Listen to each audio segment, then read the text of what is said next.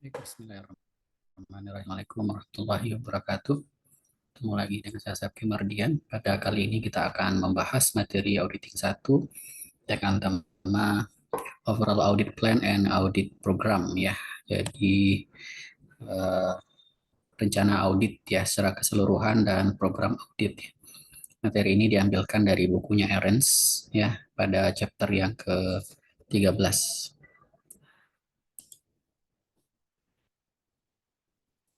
Oke, tujuan pembelajaran yang pertama adalah bagaimana kita mengenal ya tipe-tipe dari pengujian ya dalam audit untuk menentukan apakah laporan keuangan yang disajikan itu wajar atau tidak ya, kira-kira seperti itu.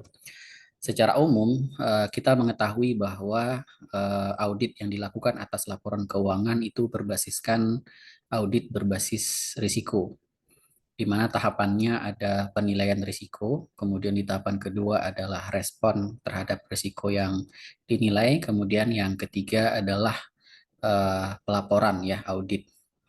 Nah, dalam tahapan yang uh, audit berbasis risiko tersebut, maka bisa kita melihat membagi bahwa pengujian yang dilakukan oleh auditor dalam mengaudit laporan keuangan kita kategorikan secara umum ada dua. Yang pertama adalah terkait dengan prosedur penilaian risiko, kemudian yang kedua adalah prosedur terkait dengan audit lanjutan.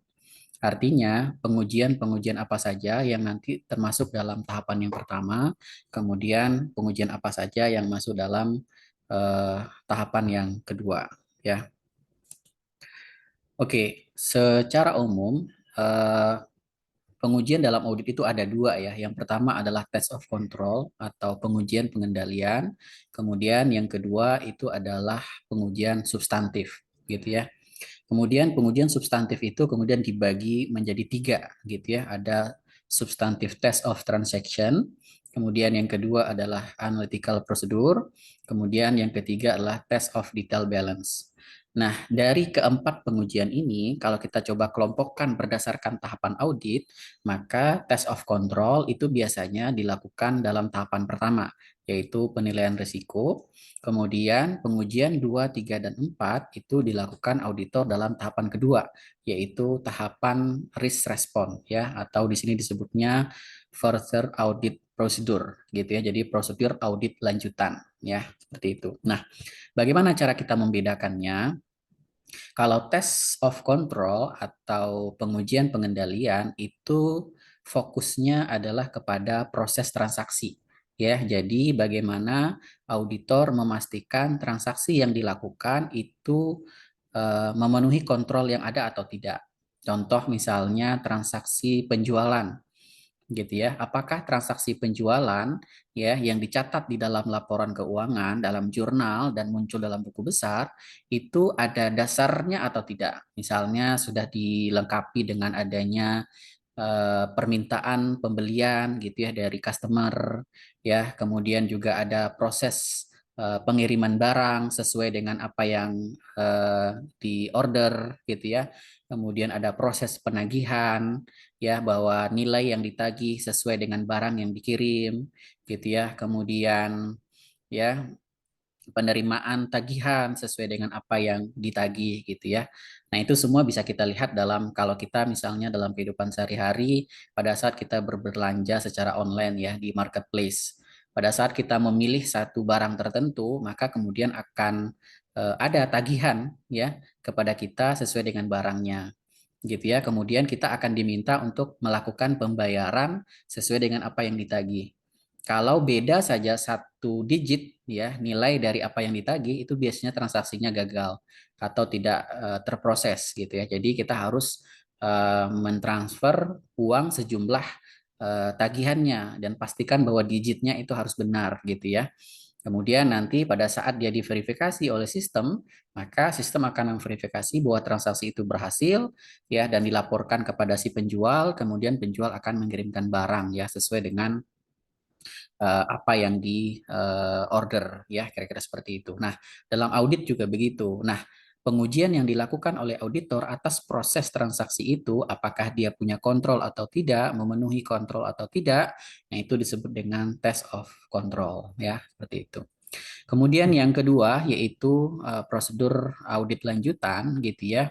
Yang pertama adalah substantive test of transaction. Nah, ini fokusnya adalah kepada jurnal dan posting ke buku besarnya.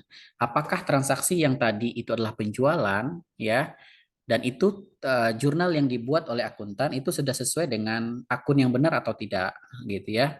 Seperti itu. Nah, itu berarti kan auditor kemudian harus melihat ke jurnalnya gitu ya. Jangan sampai itu adalah transaksi penjualan dari pelanggan A tetapi kemudian dianggapnya sebagai penerimaan cicilan utang misalnya atau pencicilan piutang misalnya.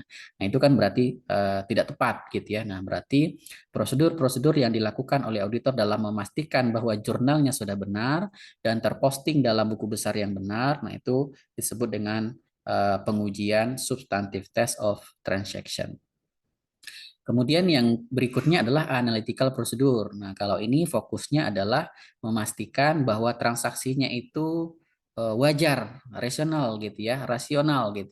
Nah, apa maksudnya rasional gitu ya?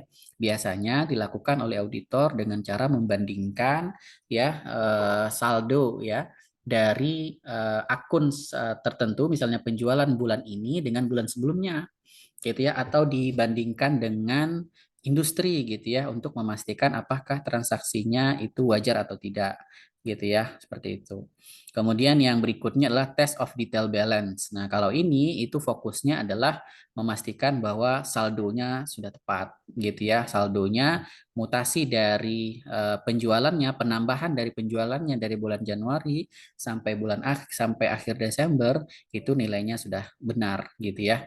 Seperti itu. Nah, inilah ya jenis pengujian yang dilakukan oleh auditor. Nah, apa tujuannya? Tujuannya adalah dengan auditor melakukan kombinasi ya di antara prosedur-prosedur audit ini atau pengujian-pengujian ini, maka auditor akan mendapatkan bukti audit yang cukup dan eh, tepat gitu ya, seperti itu. Oke, nah ini salah satu contoh misalnya pengujian of control. Nah, misalnya ini diilustrasikan dalam konteks eh, penjualan ya secara kredit. Nah, kontrolnya misalnya yang dimiliki adalah kredit itu harus disetujui secara otomatis oleh komputer dengan membandingkan dengan kredit limitnya, gitu ya. Nah, ini salah satu kontrolnya. Jadi, kalau misalnya limit dari kreditnya adalah misalnya kartu kredit ya, kartu kredit misalnya limit dari seseorang itu adalah 5 juta, kemudian pada saat dia mengajukan 5.500.000, maka transaksi pengajuan itu otomatis akan tertolak. Nah, itu berarti kontrolnya kan, seperti itu. Ya, nah atau misalnya di SEBI juga begitu. Misalnya kalau seandainya kita ada satu informasi tertentu yang harus kita input, kemudian kita memasukkannya salah, maka dia akan tertolak, gitu ya, seperti itu. Nah itu berarti dia kontrolnya untuk memastikan agar jangan sampai ada kredit yang kelebihan limit, gitu ya. Nah maka apa pengujian yang bisa dilakukan oleh auditor? Gitu ya, yaitu menguji sampel dari sebuah invoice ya dan membandingkan dengan permintaan dari customer ya dan terkait dengan otorisasinya ya seperti itu otorisasinya gitu ya dengan cara melakukan re-performance gitu ya. Jadi misalnya tagihan ya dokumen tagihan itu nanti akan dibandingkan dengan dokumen persetujuan gitu ya apakah dia melebihi limit atau tidak seperti itu. Yang kedua, misalnya kita contohkan ya, penjualan yang dicatat ya itu yang dicatat di dalam jurnal gitu ya, itu harus didukung dengan dokumen pengantaran barang ya yang sudah diotorisasi dan uh, order dari customer yang juga sudah di-approve gitu ya. Intinya apa di sini? Seorang akuntan baru boleh mencatat transaksi penjualan kalau seandainya ya dia sudah menerima yang namanya lah dokumen pengantaran barang ya itu kan memastikan bahwa berarti barangnya memang sudah dikirim gitu ya seperti itu dan juga sesuai dengan di order gitu. Jadi kalau seandainya ada dokumen penjualan tetapi tidak ada dokumen pengiriman barangnya, kemudian juga tidak ada dokumen order dari pembelinya, ya berarti dimungkinkan bahwa penjual itulah penjualan yang fiktif gitu ya karena tidak ada. Nah, itu kontrolnya gitu ya. Nah, berarti auditor apa yang harus dilakukan pengujiannya? Berarti menguji yaitu ya apakah ada invoice yang duplikat atau tidak gitu ya dan untuk memastikan bahwa setiap dari invoice itu atau setiap dari tagihan itu harus didukung dengan dokumen-dokumen eh, pengantaran barang gitu ya, pengantaran barang. Begitu juga dengan order dari sebuah barang ya, seperti itu. Nah, itu adalah yang namanya adalah pengujian kontrol. Jadi yang dipastikan dalam test of control itulah proses transaksinya itu memenuhi kontrol-kontrol yang ada dalam sebuah transaksi ya, kira-kira seperti itu. Nah, untuk yang lainnya nanti bisa dibaca yang lain. Oke, next. Nah, kita lihat ya, prosedur apa ya yang ada di dalam pengujian penilaian risiko, dan ini merupakan tahap awal dari audit gitu ya.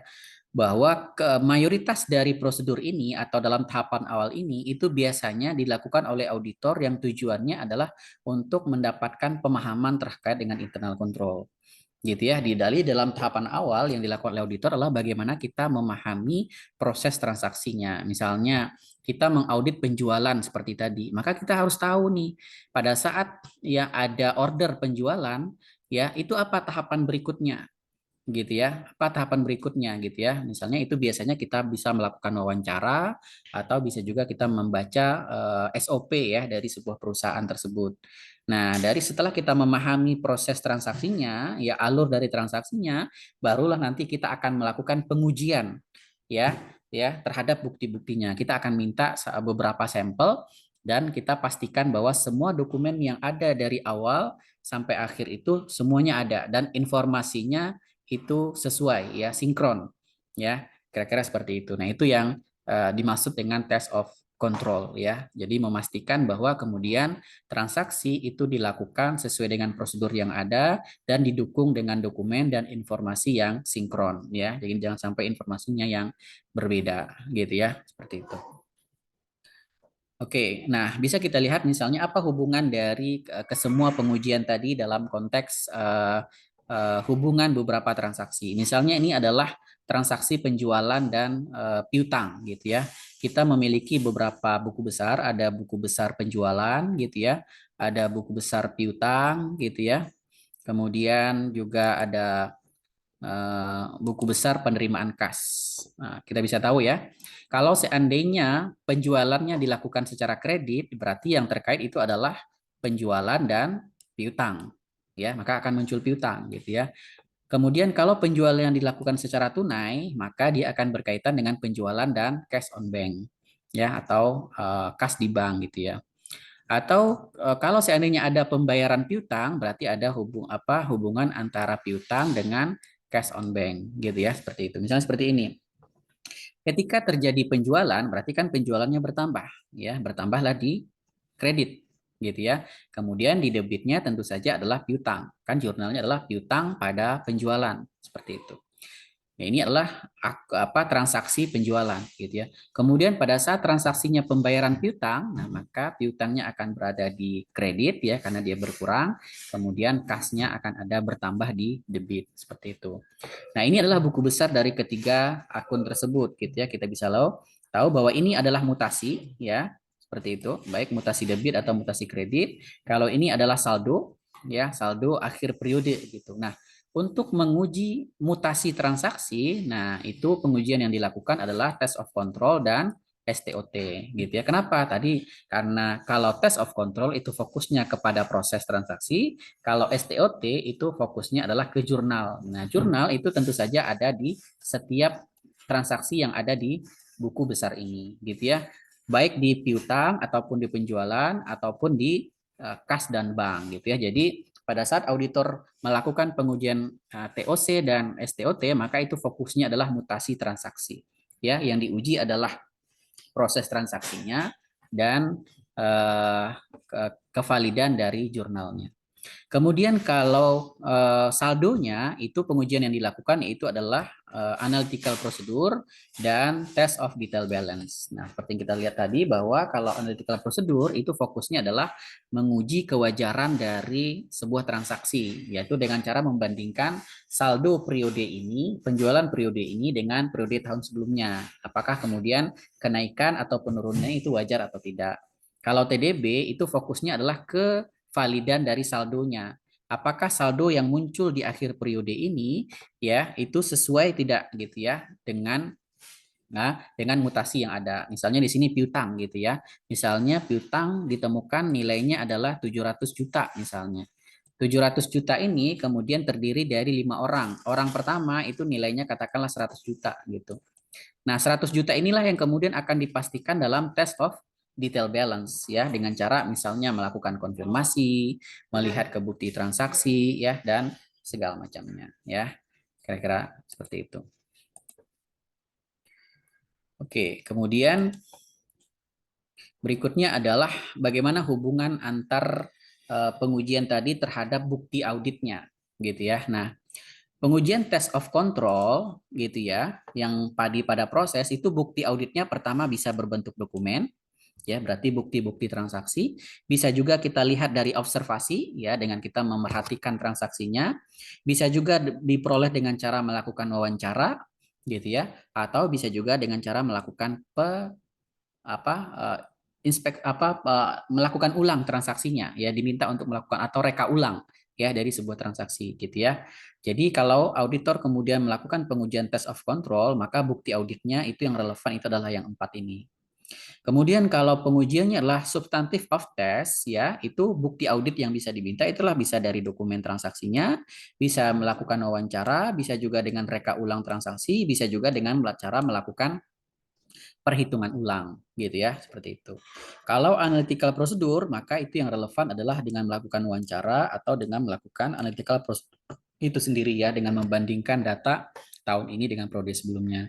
Kemudian kalau pengujian adalah test of detail balance, maka bukti auditnya bisa berbentuk dokumen fisik ya, melihat fisik langsung misalnya saldo dari kendaraan, saldo dari akun kendaraan, misalnya 1 miliar. 1 miliar itu terdiri dari katakanlah 5 kendaraan. Nah, berarti kan kita bisa lihat langsung 5 kendaraan itu fisiknya gitu ya seperti itu. Atau kita juga melakukan konfirmasi misalnya piutang seperti yang kita contohkan tadi, misalnya ada saldo piutang 700 juta terdiri dari 5 orang pelanggan. Orang pertama adalah nilainya misalnya saldo piutang adalah 100 juta, maka 100 juta itu bisa kita lakukan konfirmasi. Bisa juga dengan melakukan dokumentasi dengan melihat ya bukti-bukti pembayaran cicilannya atau pembelian dari aset tetapnya. Kemudian juga bisa melakukan wawancara gitu ya, bisa juga dengan melakukan reka ulang transaksi, bisa juga dengan cara menghitung ulang. Misalnya apa? Ya, misalnya adalah tes balance dalam aset tetap. Contohnya adalah menghitung beban penyusutan ya, seperti itu. Oke, next. Nah, ini hubungan antara pengujian pengendalian atau TOC dengan pengujian substantif. Nah, di sini disebutkan bahwa terjadi trade off ya atau bertolak belakang. Kalau seandainya test of control-nya luas ya maksimal kita lakukan, kemudian hasilnya bagus, maka substantif testnya bisa lebih sedikit. Sebaliknya, pada saat kemudian test of control-nya luas, tetapi kemudian internal control yang ditemukan itu lemah, gitu ya, karena misalnya dapat banyak temuan, gitu ya, maka tentu kemudian substantif tesnya harus lebih banyak, ya, misalnya konfirmasinya harus lebih banyak, gitu ya, pemeriksaan bukti-bukti transaksinya harus lebih banyak, melihat fisiknya harus lebih banyak, ya, dan segala macamnya, seperti itu ya. Jadi bisa kita lihat ya, grafik ini menjelaskan tentang hubungan timbal balik antara internal control eh, kontrol pengujian pengendalian dengan pengujian substantif. Intinya adalah semakin ekstensif atau semakin banyak ya maksimal ya internal kontrolnya dan ditemukan bahwa kontrolnya itu kuat ya berarti kemudian substantif tesnya akan menjadi lebih sedikit. Sebaliknya kalau di ujung sini ya ketika kemudian internal kontrolnya lemah ya kemudian pengujian kontrolnya juga hanya bisa dilakukan sedikit ya maka di sini bisa kita lihat area dari substantif tesnya akan semakin luas ya seperti itu. Oke, kemudian berikutnya adalah dampak teknologi. Nah, dengan berkembangnya teknologi, ya itu kemudian proses-proses pengujian itu bisa kemudian dilakukan oleh komputer atau oleh sistem seperti yang kita lakukan tadi. Ya, pada saat kita berbelanja secara online dulu, kalau kita berbelanja kita harus datang ke toko, kemudian melakukan pembayaran dan segala macamnya. Kalau sekarang kita cukup berbelanja dengan di rumah dan itu semua difasilitasi oleh internet dan kontrolnya itu juga kemudian dijaga oleh internet ya, misalnya dengan adanya PIN, dengan adanya kode tertentu ya dan segala macamnya ya. seperti itu. Jadi internet itu akan sangat membantu terhadap pengujian dari sebuah transaksi. Bahkan dia bisa dilakukan secara otomatis seperti tadi gitu ya. Nah, ini mix ya atau kombinasi dari semua pengujian ini dalam beberapa skenario. Misalnya skenario pertama, audit pertama, kalau internal control test of controlnya ekstensif, ya ekstensif itu berarti banyak ya, atau sampelnya kita lakukan banyak untuk pengujian prosesnya, ya berarti substantif tesnya cukup sedikit ya. Kemudian analytical prosedurnya itu juga harus banyak, kemudian test of detailnya itu bisa lebih sedikit gitu ya, karena dia bertolak belakang tadi ya, kira-kira seperti itu. Tapi kalau skenario kedua ya, kalau internal kontrolnya medium ya, kemudian substantifnya juga harus medium gitu ya. Misalnya 50 ya berarti 50% misalnya substantif tesnya itu juga lebih 50% dan test of detail balance-nya juga harus 50% gitu ya. Artinya sebanding gitu ya, sama-sama banyak gitu ya, seperti itu. Kalau ini ya skenario ketiga, kalau test of control-nya tidak ada gitu ya, maka ya substantif tesnya harusnya lebih banyak, makin banyak gitu ya, ekstensif ya. Kemudian test of detailnya juga semakin ekstensif gitu ya. Kemudian skenario keempat, kalau test of controlnya medium, maka ya kemudian substantif tesnya bisa lebih tinggi gitu ya. Seperti itu. Intinya kita bisa melihat bahwa ada trade off ya antara pengujian pengendalian dengan pengujian internal. Contohnya dalam kehidupan sehari-hari itu gini.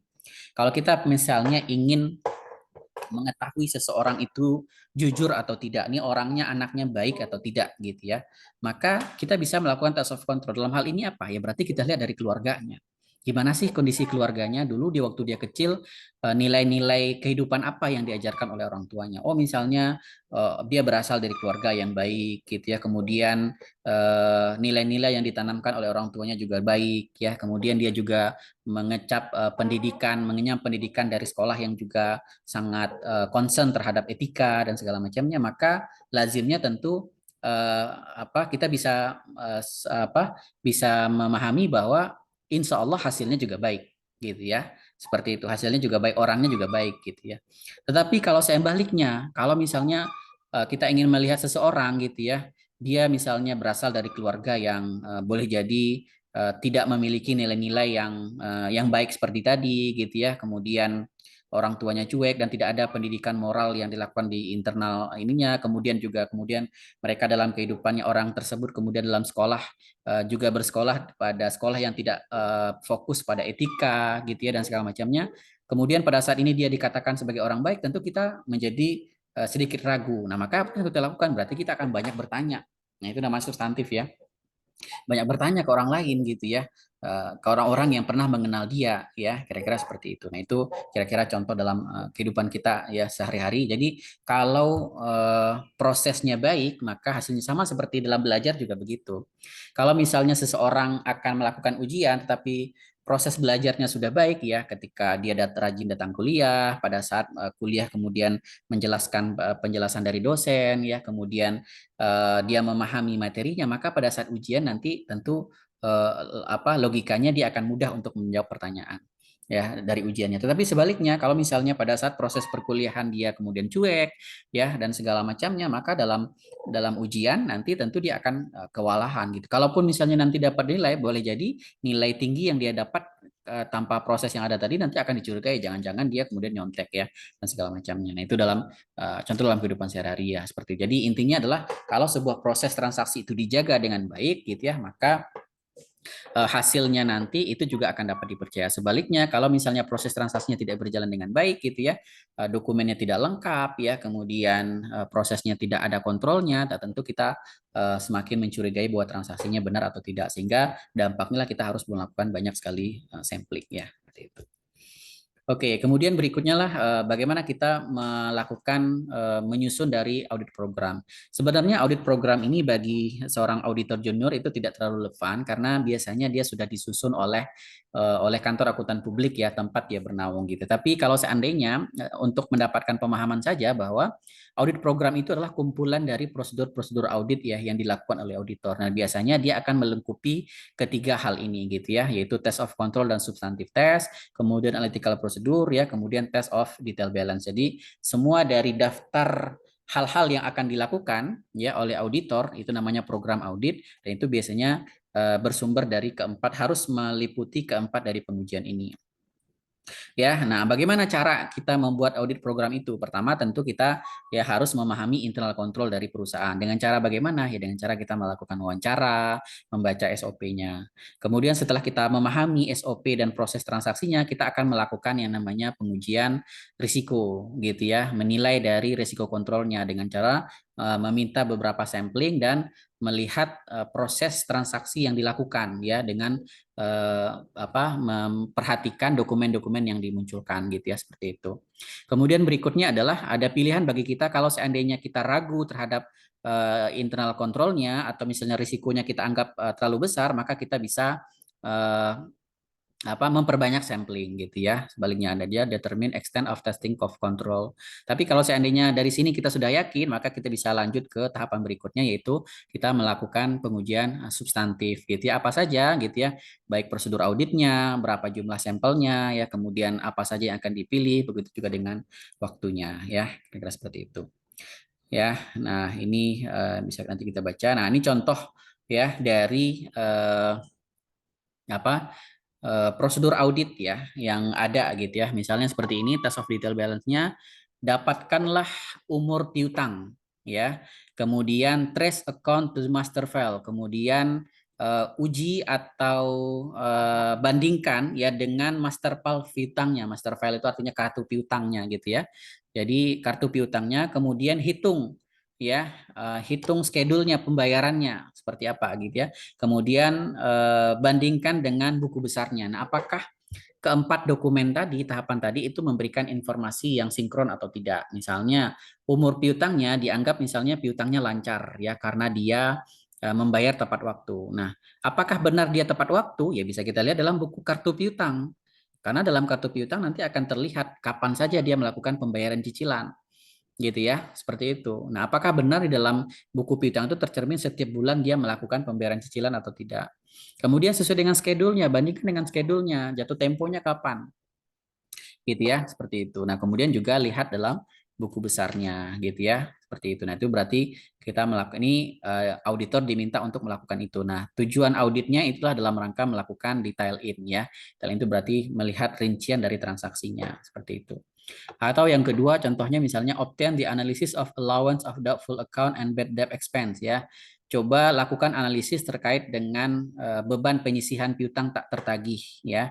Kemudian uji akurasinya, apakah sudah benar atau belum perhitungannya gitu ya. Kemudian lihat apakah piutang-piutang yang dihapuskan itu sudah tanda tangani atau disetujui oleh orang yang berwenang atau tidak ya. Kemudian juga trace ke buku besar ya, seperti itu. Jadi tahapan-tahapan ini akan kita lihat misalnya di dalam buku besar ada misalnya beban penyisihan piutang 10 gitu. Nah, 10 ini nanti akan kita bandingkan dengan, coba kita hitung ulang, benar nggak nilainya 10 gitu ya. Kemudian misalnya ada piutang yang dihapuskan misalnya.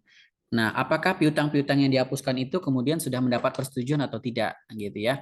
Seperti itu. Nah, itu adalah contoh dari program audit ya yang bisa dilakukan oleh auditor. Dan sekali lagi, biasanya program audit ini, gitu ya, itu sudah dibuat oleh kantor akuntan publik atau biasanya ditentukan oleh partner ya, kira-kira seperti itu. Nah, tujuannya dari kita melakukan itu adalah memastikan detail transaksinya, keberadaan dari transaksinya, kelengkapan dari transaksinya, akurasi dari nilainya, kemudian nilai realisasinya sudah benar atau tidak ya.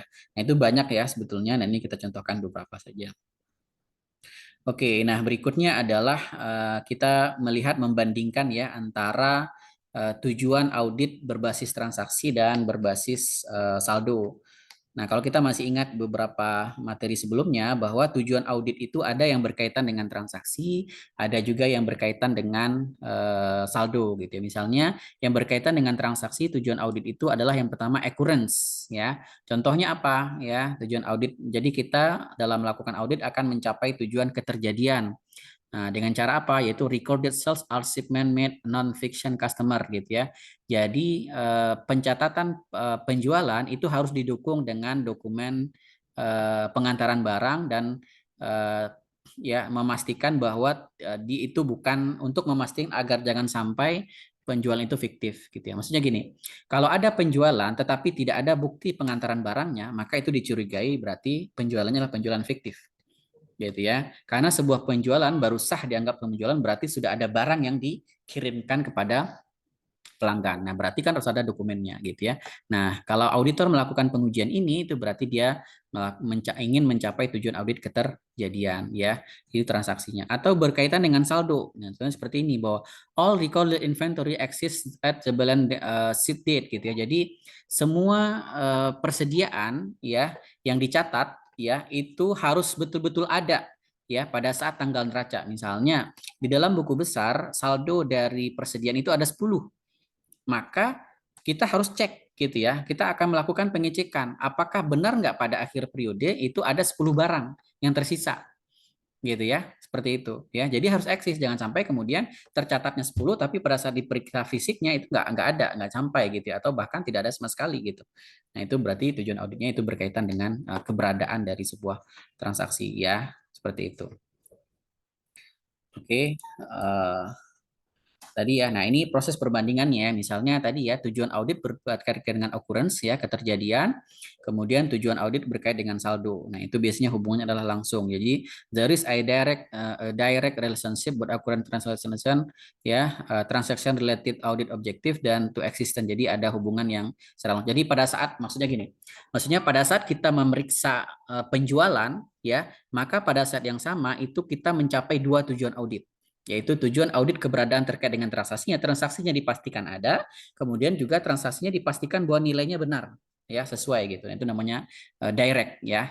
Kira-kira seperti itu. Jadi dalam satu prosedur audit yang dilakukan, maka auditor itu bisa mencapai langsung dua tujuan audit ya. Baik transaksinya kita pastikan ada dan nilai dari transaksinya itu juga kita pastikan ada ya. Kira-kira seperti itu. Oke, kemudian berikutnya adalah hubungan antara bukti-bukti audit ya terkait dengan beberapa istilah ini. Yang pertama adalah proses audit gitu ya. Jadi proses audit itu walaupun tadi dijelaskan ada 4 ya. Jadi ada risk assessment, kemudian risk response, ya, kemudian risk atau reporting ya. Nah, itu bisa dirincikan menjadi 4 tahapan. Yang pertama auditor itu melakukan perencanaan dan mendesain pendekatan audit. Kemudian yang kedua adalah melakukan pengujian kontrol dan pengujian substantif. Kemudian yang ketiga auditor melakukan pengujian substantif prosedur analitis dan test of detail balance ya, uji terinci atas saldo, dan kemudian yang keempat adalah menyelesaikan proses audit dan menerbitkan opini. Nah, ini bisa kita lihat masing-masingnya. Misalnya tujuan audit. Nah, tujuan audit itu ada 3 ya, seperti yang saya bilang tadi ya. Ada tujuan audit yang berkait dengan transaksi, ada tujuan audit yang terkait dengan saldo, dan ada tujuan audit terkait dengan presentation dan disclosure. Nah, yang lazim itu yang paling banyak itulah terkait dengan transaction dan balance, walaupun secara teorinya itu ada 3 gitu ya, dan tadi sudah kita jelaskan gitu ya. Tujuan audit berkait dengan transaksi itu ada occurrence, nah di balancing atau di saldo itu juga ada occurrence ya, seperti itu. Oke, kemudian tipe-tipe pengujian ya itu ada 5 ya. Pertama adalah pengujian prosedur pengujian risiko ya, itu adalah berarti dengan kita melakukan wawancara dan segala macamnya. Kemudian yang kedua adalah test of control ya, yaitu dengan kita melakukan pengujian pengendalian. Kemudian yang ketiga adalah substantive test of transaction ya, kemudian yang keempat adalah analytical prosedur, yang kelima adalah test of detail balance. Ini fokusnya beda-beda ya. Kalau yang pertama itu fokusnya adalah bagaimana auditor memahami proses transaksi. Kalau yang kedua itu fokusnya adalah memastikan bahwa proses yang terjadi itu sesuai dengan SOP yang ada atau sesuai dengan alur. Kalau yang ketiga ini itu fokusnya adalah memastikan bahwa jurnalnya itu sudah benar ya, kemudian posting ke buku besarnya itu sudah tepat gitu ya. Kemudian kalau yang keempat ini fokusnya adalah memastikan bahwa transaksinya itu logis ya, rasional gitu ya, dengan cara membandingkan tadi. Kemudian yang kelima itu adalah fokusnya adalah kepada nilai dari transaksinya gitu ya. Seperti itu, nilai dari transaksinya. Oke, kemudian berikutnya bukti audit ya. Bukti audit itu keputusan untuk mengambil bukti audit itu akan berkaitan dengan prosedur audit apa yang dilakukan, kemudian berapa banyak jumlah sampel yang ditetapkan, kemudian item apa saja yang dipilih, kemudian waktunya ya, seperti apa. Kemudian berikutnya tipe-tipe dari audit itu, bukti audit itu ada yang berbentuk dokumen, ada yang berbentuk pengujian fisik, ada yang berbentuk perhitungan ulang, ada yang berbentuk reka ulang transaksi, ada yang berbentuk observasi, ya, kemudian ada yang berbentuk analytical prosedur ya atau perbandingan data gitu ya, ada yang berbentuk konfirmasi dan ada juga yang berbentuk wawancara. Nah, semua dari bukti audit ini itu akan disesuaikan oleh auditor sesuai dengan tujuan audit apa yang ingin dicapai gitu ya, seperti yang dijelaskan tadi. Kalau tujuan auditnya adalah memastikan keberadaan sebuah transaksi, maka itu bisa kita lakukan dokumentasi gitu ya, seperti melihat bukti-bukti transaksinya, atau kemudian kita melakukan konfirmasi ya dan segala macamnya. Oke, kemudian ini adalah ringkasan ya dari proses audit yang tadi, bahwa yang pertama itu adalah merencanakan dan mendesain pendekatan, kemudian yang kedua adalah melakukan pengujian kontrol dan substantif test of transaction, kemudian yang ketiga adalah melakukan prosedur analitis dan test of detail balance atau uji terinci atas saldo, kemudian yang keempat adalah menyelesaikan audit ya dan menerbitkan opini. Ya, apa saja aktivitas-aktivitas dari setiap tahapan itu bisa kita lihat ya. Dalam tahapan pertama, dalam tahap perencanaan dan desain pendekatan audit itu yang pertama adalah apakah auditor akan menerima klien atau ini kalau kliennya baru ya, atau kemudian perform initial planning atau dan kemudian melakukan perencanaan awal. Kemudian yang kedua adalah memastikan atau memahami dari bisnis dari klien. Kemudian yang ketiga adalah menguji dari risiko bisnisnya. Kemudian yang keempat adalah melakukan prosedur analitis awal. Ya, kemudian men-set atau menetapkan tingkat materialitas, kemudian memahami internal control dan mengujinya, ya, kemudian mengumpulkan informasi ya untuk menguji risiko fraud, dan yang berikutnya terapan akhir dari fase pertama itu adalah mengembangkan overall audit plan ya atau audit program. Kemudian di fase kedua, dan ini akan nanti kita pelajari dalam auditing 2 gitu ya.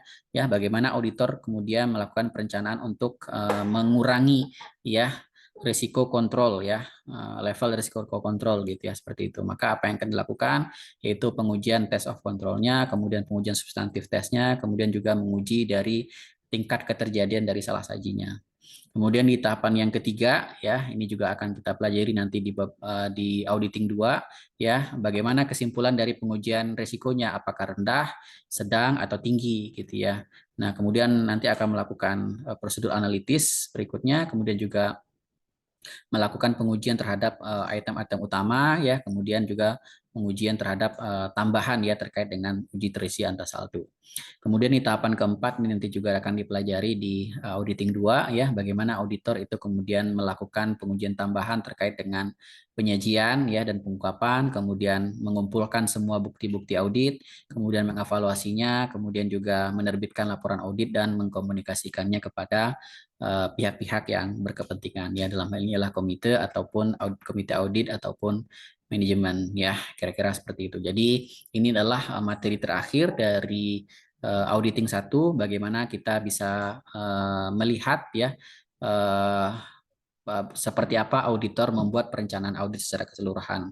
Intinya adalah dalam materi ini bagaimana auditor bisa mengkombinasikan ya semua pengujian-pengujian yang dilakukan. Tidak bisa hanya kemudian fokus pada tes internal control, test of control saja, tapi kemudian mengabaikan test of detail balance, kemudian prosedur analisis. Tapi tidak, ini kombinasinya harus dilihat sesuai dengan situasi dari audit yang ada. Contohnya seperti tadi ya, kalau seandainya internal controlnya lemah, internal control perusahaannya lemah, berarti test of controlnya ya itu tidak bisa dilakukan secara maksimal. Nah, akhirnya apa? Dampaknya berarti pengujian substantifnya harus semakin besar atau semakin banyak gitu ya, atau semakin ekstensif, semakin luas.